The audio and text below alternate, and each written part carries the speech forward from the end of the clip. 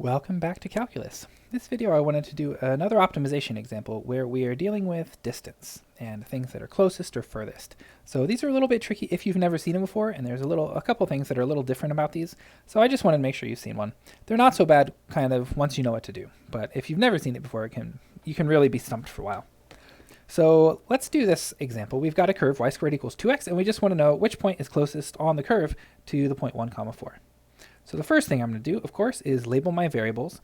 I'm going to do this just by drawing a picture. You may recognize y squared equals 2x as a parabola, and it goes through the point 0, 0, so it's going to look something like this-ish. It's supposed to be symmetric, but hopefully you get the idea.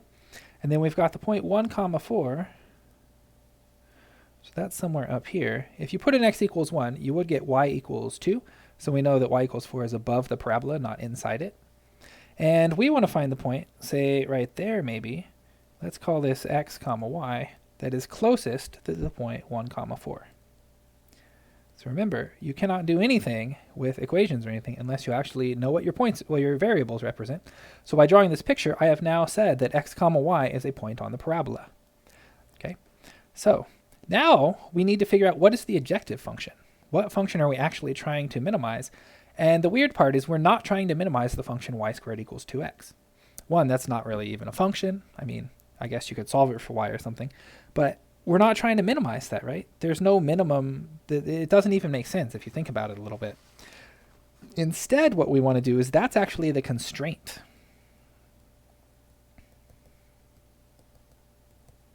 So the constraint equation is y squared equals 2x, which then, of course, leaves the question, well, then what's the objective function? So you have to look at this really carefully and say, well, we want the closest point. Closest. Closest means minimum distance, right? Minimum distance. That's what the word closest means, really. So we need to minimize the distance function. Do we have a formula for the distance between 2 points? Yes, we do. It's looks like the Pythagorean theorem, right? It even comes from the Pythagorean theorem. If you draw a little triangle like this, we've got the two sides being x minus 1 and y minus 4, and then take the square root to get of the sum of the squares to get the length of the hypotenuse, and that's the distance. So I'm going to call this little d. This is the distance between the point xy and the point 1, 4. So this will be x minus 1 squared plus y minus 4 squared. So that's actually the function we're trying to minimize. Okay, cool. Well, we could just take the derivative, set it equal to 0, but because of that square root and the squares inside, it's kind of a big mess. So in fact, I'm going to suggest that we use a clever trick. So it relies on this fact. Maybe I'll call this a theorem. But it's really just a fact about how increasing functions work. An increasing function is minimized. Let's say minimized or maximized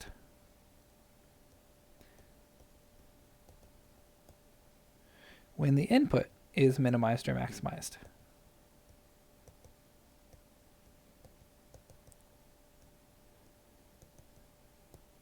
I'll just say min or max, but hopefully you get the idea.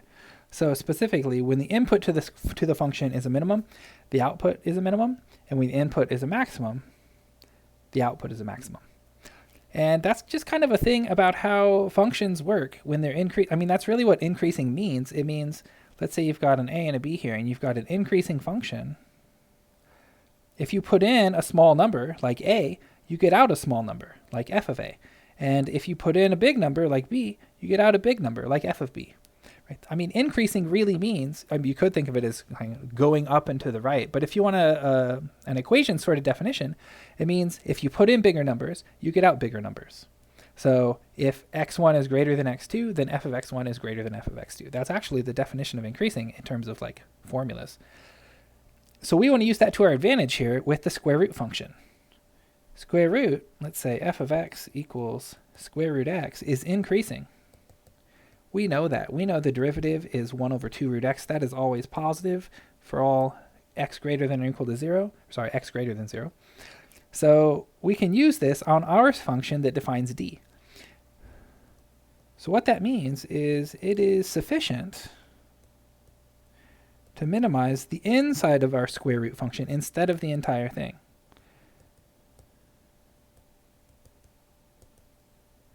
So if we can find the inside, the x and y that make the inside of our square root the smallest, then that will be the same x and y that make the entire square root the smallest. Because if they make the inside the smallest, then you plug that small number into the square root and you get a small thing out of it. Okay, so we are going to minimize this other function, just the inside, x minus 1 squared plus y minus 4 squared.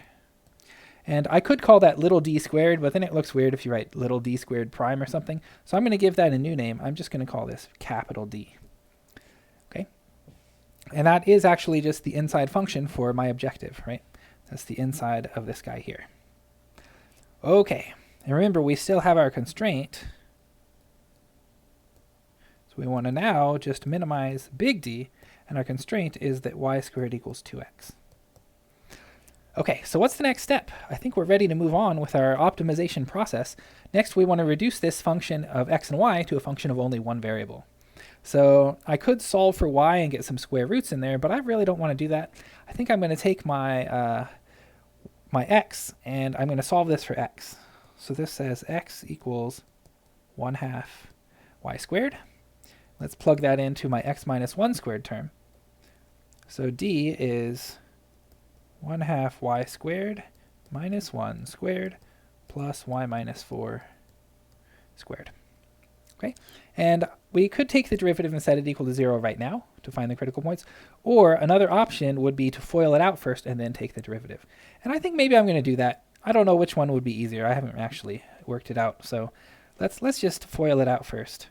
So I'm going to FOIL out this term. So we do the first one squared is 1/4 y squared squared is y to the 4th minus 2 times 1/2 y squared times 1.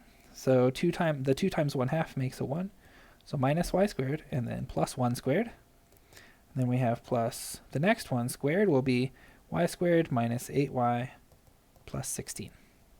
Okay, and lucky for us, the y squareds cancel here. The 1 and the 16 combine into a 17. So we get d equals 1/4 y to the 4th minus 8y plus 17. And that's really the function that we're going to do the calculus on, now that it's, I would say, simpler than what we started with. Quite a bit simpler than the one with the square root, right? Okay, so let's see. We want to find the critical points. So we find d prime, set it equal to 0. So we do the power rule, the 4 cancels the 1/4, and we get y cubed minus 8. The derivative of 17 is 0. So that's all that's left. We set y cubed minus 8 equal to 0. That means y cubed equals 8. So y equals 2. And lucky for us, we have only a single critical point.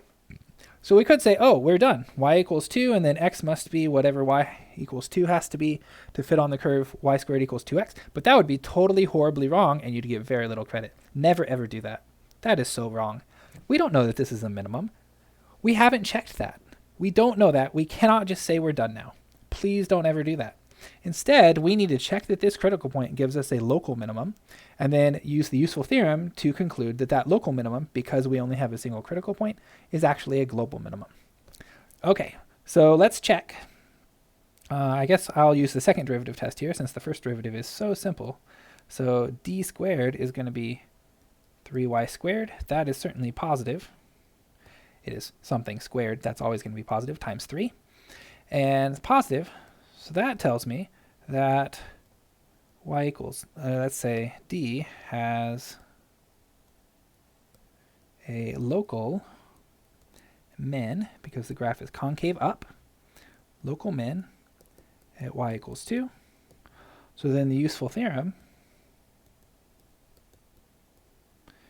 tells me that because we have one critical point only, and we have a local min, that d has a global min at y equals 2. So it seems like a simple thing to do, and it is simple, which is why it's not worth skipping and losing half the credit on the problem. So d has a global min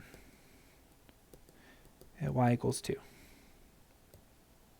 Okay, now we also want to decide, do we want to find the minimum distance?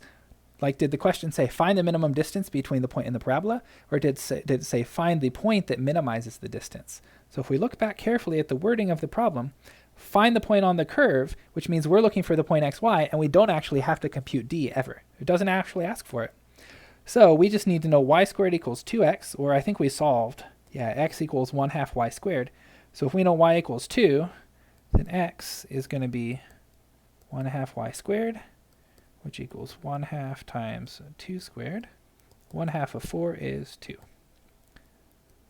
So 2 comma 2, that's x equals 2, y equals 2, is the point which is closest to 1 comma 4. Nice to end with a good complete sentence there. We checked it, everything checks out, it worked out perfectly. Okay, so like I said, these are not so bad once you know what to do, but knowing that trick with the square roots and knowing to set it up with a distance formula, it's good to see it at least once.